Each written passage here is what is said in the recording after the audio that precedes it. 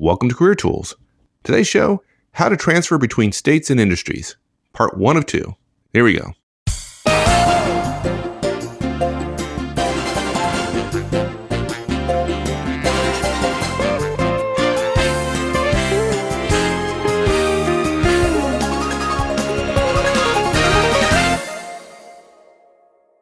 One of the most difficult things to do relative to careers has got to be changing locations across the country or across the states or between industries. I mean, those are all, they're hard. Yeah, they are. Lots of people want to do it, and they rarely see it from the company's perspective. Yeah, you're right. Yeah, and then whether it's, moving to be with a spouse or the adventure of travel, some folks get a kick out of that, or Right. moving out of an industry that has been or gone stale, or is a downward spiral. I don't know. Newspapers seem like a good case of that these days. But there's often a lot of good reasons for wanting to do something so hard. Yeah, what's interesting about it is when I tell people, that's pretty hard.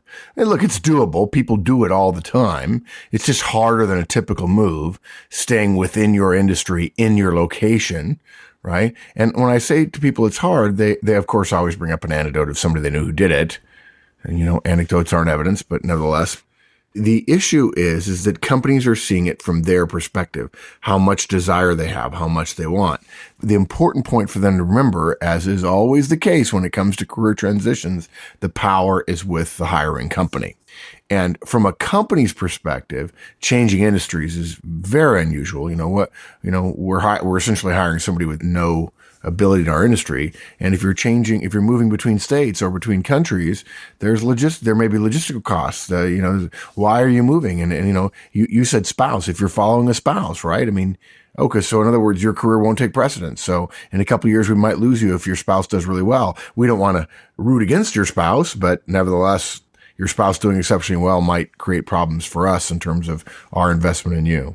Exactly. Well, luckily though, this is Career Tools. And today, I'm sure you're going to give us the silver bullet for this problem. Yeah. Oh, I wish you hadn't said that because, of course, well, you and I both know from talking to people, Wendy and I talk about this, is that there really isn't any silver bullet with a change like this. Oh, you're kidding me.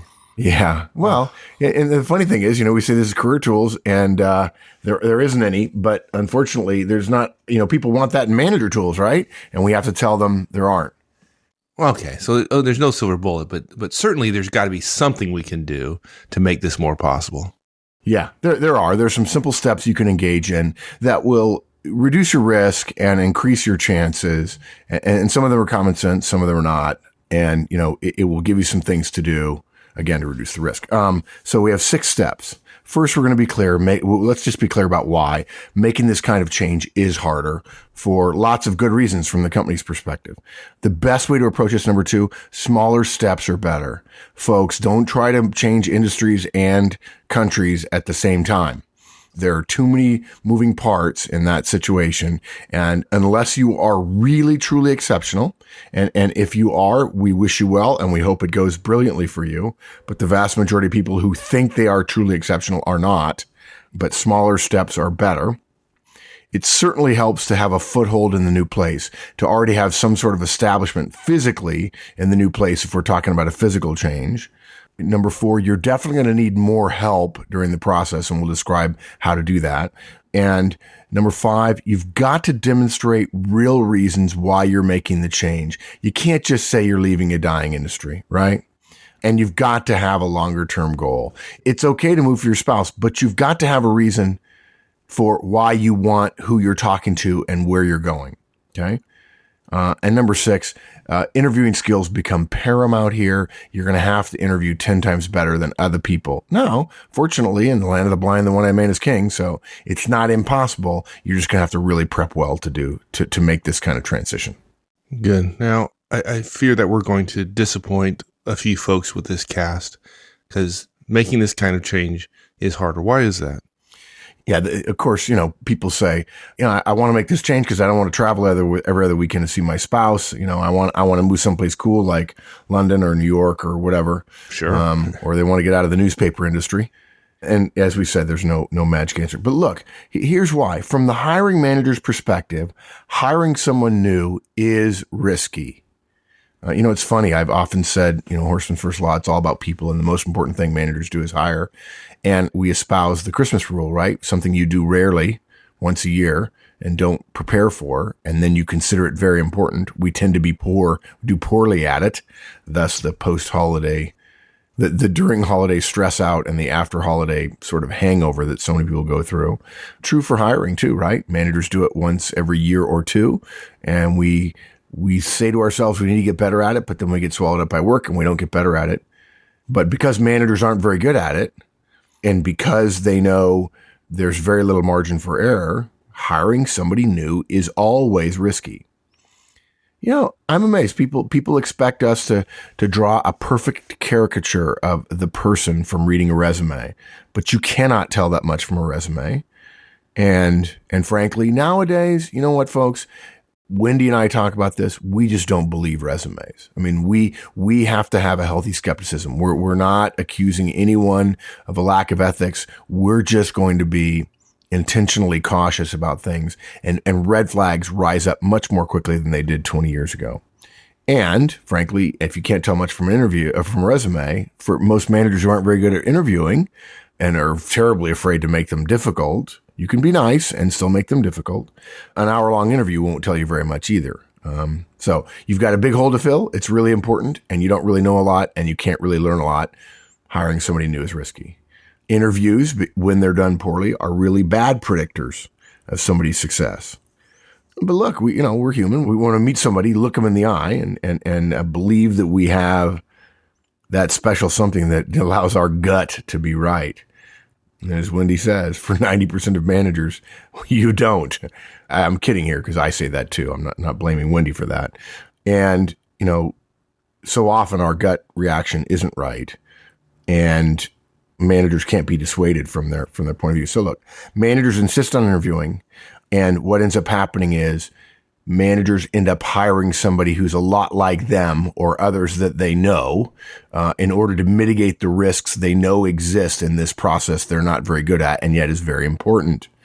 And yeah, okay, when I say that, there are people out there who go, God, that's stupid. I mean, managers should be better. And of course, the moment you use the word should in management or even careers together, you sort of, that's a red flag that it's an indicator that the thinking is off. And it is, because the fact that managers should doesn't mean that they do. And in fact, they don't.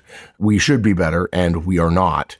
And so managers engage in stupid behavior. Hiring managers, recruiters engage in stupid behavior, and they will attempt to mitigate risk. Now, frankly, there's nothing wrong with mitigating risk, but that's the reality you're facing when you seek to transfer. And when you add complexity, you're coming from a different location and you don't have roots, or you don't have the kind of industry background that 10 years working would normally give somebody if they were in that industry, it just makes it harder. Look, when we're looking for somebody like ourselves, I consider myself a local after I've been in a place a couple of years. So I'm going to be looking for other locals.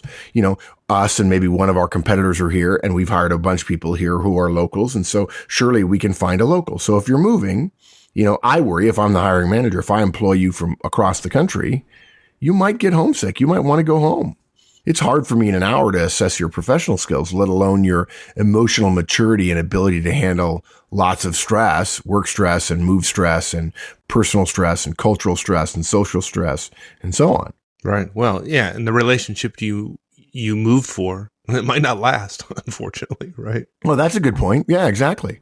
And then, of course, even if this is your new home, you still have an old home. And as I read a famous author once, home moves gradually, right?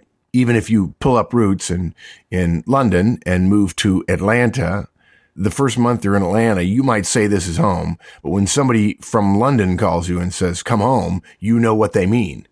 And so when you still have a home in that other place you moved from, if we're talking about a location change here, you're going to need extra time off if someone from, quote, home, right, gets sick, right? And it gets even worse. I mentioned London to Atlanta as thinking two big cities, but that even compounds it because we're talking about two different countries as well. Language barriers, even London to Atlanta. There's education differences to deal with. I mean, if someone said, Mark, you need to move to Barcelona, frankly, I'd be excited about it. We know some great people there. And because I have kids, the question would be, okay, what are the schools like and how does it match up? And what will that mean for Drake and others? Right. So what if it's different than that? What if it's not so much location? It could be location as well, which is going to compound the problem. But what if it's just simply moving between industries? We don't have any cultural or language or even location issues to deal with. Are there challenges there as well? There's challenges and there's stupid manager behavior too. Look, I'm thinking about hiring you. You're in a different industry. I grew up in this industry, right? It's likely that I did. And I attribute my success to the fact that I got my training in this industry. Now, a great majority of early career success is not because of industry-specific training. It's probably because of relationships and results. Now, don't get me wrong. All things being equal, if I have somebody with 10 years in the film business and I'm hiring for the film business, I'll probably prefer them, all other things being equal, which is one of my favorite career phrases because it's never true. But in the large numbers it is, I'll always prefer somebody from the film industry to somebody from the railroad industry, right? We mistakenly believe that the training we got in our first 10 years in the film industry came from the film industry, when in fact they were just early career training opportunities, and frankly, I don't know what training is available to people in the railroad business. I mean, do they do the kind of stuff we do? I don't know. Maybe everybody in the railroad industry already knows this. I don't know that. And I don't know enough about the railroad industry. I just don't have a sense of the intricacies of how things work over there to know what you know or don't know. And there's no way I'm going to get that on a resume. Now, that's for the average manager. There are some managers who can see past it, but this is why we're saying, we have to think about the average hiring manager. When we give career advice, we have to think about the average hiring manager because you're not going to be able to find that one randomly. We can't be sure that you'll find that one exceptional, insightful, willing to look past surface differences in order to find the true gem among the rocks. We can't be sure you'll find that manager and be able to go to work for her because she gives you a great interview that shows really how good you are. So again, it's easier for a hiring manager, in terms of looking at you and the career change you want to make. It's easier for them to choose someone who's a known quantity, whose background they understand, who's local. Again, it's risk mitigation. It's as simple as that. This is the mindset that leads to the barriers you're trying to overcome. So that's why we say it's harder to make these kind of moves. Now, look, this is Career Tools. We've got some guidance. We've got some recommendations. It's not impossible. Please, gosh, we don't want ever to be thought of as discouraging somebody's dreams, right? Gosh, I walked by the refrigerator tonight and I saw my quote there, live the life you want to leave. I think it's Thoreau and go confidently in the direction, that you want to go, live the life you've imagined, right? We tell people all the time, don't do a job you hate. So if you know the job you would love is in some place different or in an industry different, okay, you're going to have to make that move. It is not an easy move. You've chosen a tough situation. You're hitting major league pitching from day one when you pick up a bat. And so it's going to be harder. There are people who have the attributes the hiring manager wants, who are local and have the industry background that he or she wants.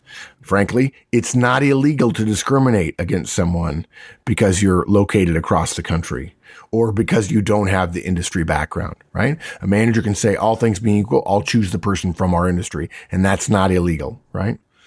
So there's higher risk, and managers tend to avoid that when it comes to hiring. And that said, really what we're here for is what can you do? Yeah, please, enough. Yeah, enough negativity, man.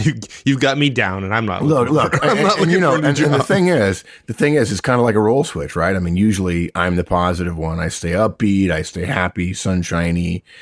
You're the dark one, and so I just thought we'd switch roles there briefly. Good. It's let's go back the other way because this is no fun. Yeah. Okay. Yeah. Fine. Whatever. Okay. So let's talk about what we're going to do. And you said earlier when you were summarizing the steps, smaller is better. Yeah. Look, the way to make this move artfully, the real key thought to have in your head is, how can I demonstrate I've mitigated the risk for the hiring manager before he has a chance to worry about it? The worst thing in the world is for him to get a resume, not realize you're from a different industry because you've genericized your resume, or not realize you're in a different location, get excited about you, and then discover that later without anything from you indicating that it's not going to be as big a risk. If you can show that the risk to that particular hiring manager isn't as great as she thinks it's going to be, you're going to have a chance to interview. And then, provided you can be really, really good in the interview, you really do have a shot. So how do you do that? We recommend you take small steps.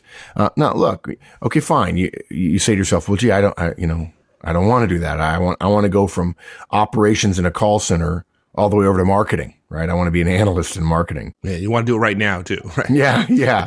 Because frankly, some people would say it's unbearable to be in a call center for one more minute and you don't want to stay at your company. Although, frankly, I like call centers, but that's just me.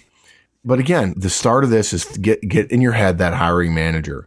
From their perspective, you want to come into marketing, you want to be an analyst. You've never been an analyst before. You've never been in marketing, and you're in call center operations, both of which I don't know anything about. And so I can't imagine they're relevant to our experience. But look, suppose you're in call center operations, but you started creating relationships with the marketing people in your current company. Maybe you helped out on a project to market the call center you work in. Now, somebody's out there saying, what? I want to move now. And what we're saying is, go ahead, try. And we're the ones that told you it's devilishly difficult. Okay. On the other hand, if you're willing to say, okay, I want it now, but it will be almost insurmountable. And look, if you do it, please write us a note and tell us you did it. And you can thumb your nose at us a little bit, but we'd be pleased for you, even as you, quote, prove us, unquote, wrong. But while you're doing what you're doing, ask yourself what you can do today without leaving where you are, without leaving the security of your job, to make yourself more appealing, right? So again, you could volunteer for a project. You can ask your boss, what might I do to make connections, make friends with people in the marketing department so that they'll consider me? If in fact marketing is considering a new product, offer to be on the test team of the operators that are involved in making the test calls for that particular product. Suppose that went well, you might be able to interview for a role in the marketing department in your current company as the lowest level person. And you might say to yourself, well, gee, I don't want to take a step back. And we say, okay, you want to move across the country, you want to change industries, and you want a promotion too. It's not a matter of +1, +2, +3 harder. It's times 10, times 10, times 10 harder. And suddenly it's 1,000 times harder when you put all this complexity on it. And so one way to do it is say, I'm willing to take a step back. And maybe that means being an analyst in marketing here for a year. You're much more likely to get the role of a marketing analyst in your company than applying for a marketing role outside of your company. There's a narrow application of this rule, which is you can't cross a chasm in 2 jumps. And the way that applies to sales is oftentimes salesmen look up at the sales management in their company and they say, gee, doesn't look like there's much opportunity here. I'm so good. I'm going to get promoted into sales management at another company. In other words, I'm going to get another company to hire me to be a sales manager. That almost never, in fact, I have never heard of it happening. I'm sure it has. But I have never heard of company B hiring somebody from company A as a salesman and hire them into a sales management role immediately. And in fact, this is often where dangles occur. If you don't know what a dangle is, we have a podcast. Go to the website, search on dangle. You'll discover a great podcast about job changes that are inherently dangerous. They're called dangles. And the company says, yeah, we definitely want to hire you as a sales manager, but of course you wouldn't have any credibility in that. We've got to build your credibility with people in the field. So we'll put you in the sales force for 6 months and then we'll give you the job. Well, that doesn't mean you're going to get that sales manager job at all. You're being hired 2 years as a sales later, manager. you're still waiting. Yeah. And probably the person who hires you had good reasons for that 6 month to 2 year delay.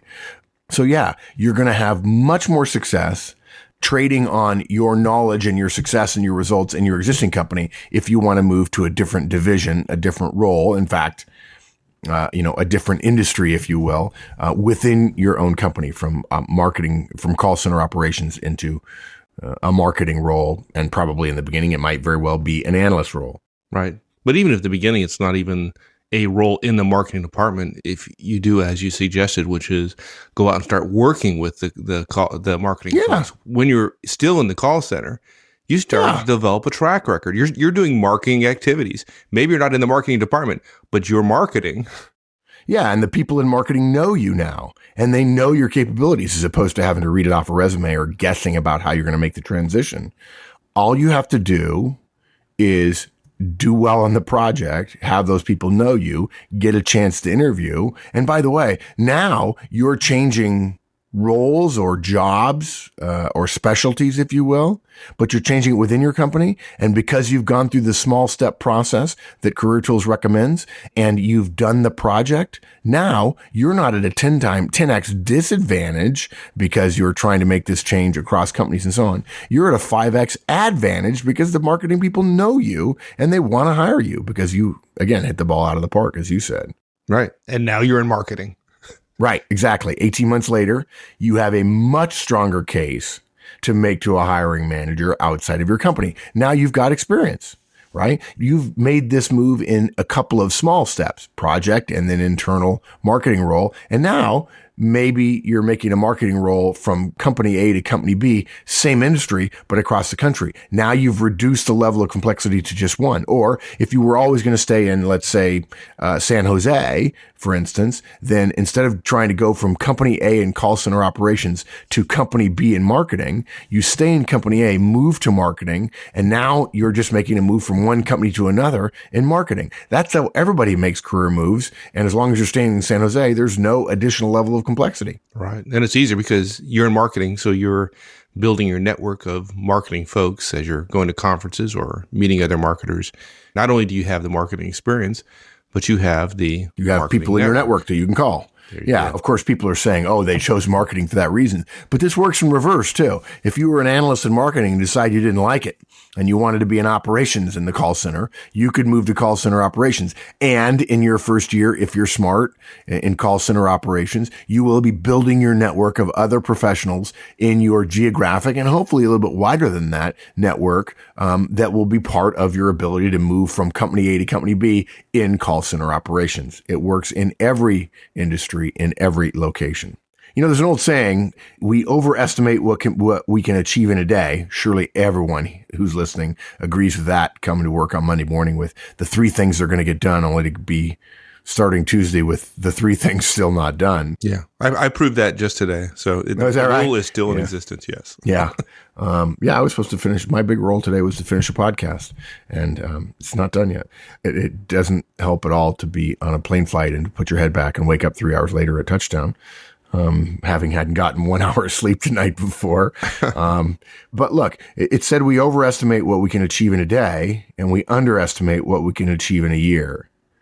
You know, this is classic, right? That's why we don't start exercise plans or healthy eating, or we don't start studying to become better at things.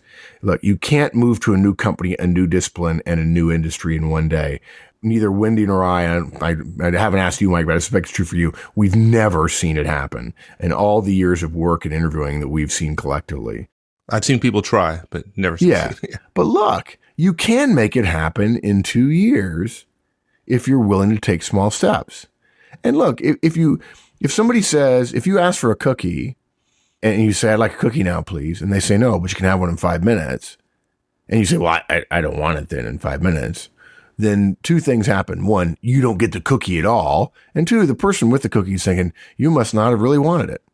So you got to ask yourself, do you really want it or not? And by the way, most really effective career moves are the result of thought and small steps anyway, as opposed to big cataclysmic changes. Exactly. So again, let me just sum up there. If you're in job X in company A and you want to go to job Y in company B, the way to do it is to get job Y in company A before you do it. You know, if you're in job X at company A and you're moving to job Y in company B, you have 2 variables at work, different company, different specialty, right? Industry or specialty, right? What you want to do is reduce one of those variables, right? If you reduce the specialty of marketing versus call center operations, if you're in marketing now, then all you're doing is making a standard move. So you want to reduce one of those variables, one of those levels of complexity, and it makes it much more like a standard move. Thanks, everyone. That's it. We'll see you next week. So long.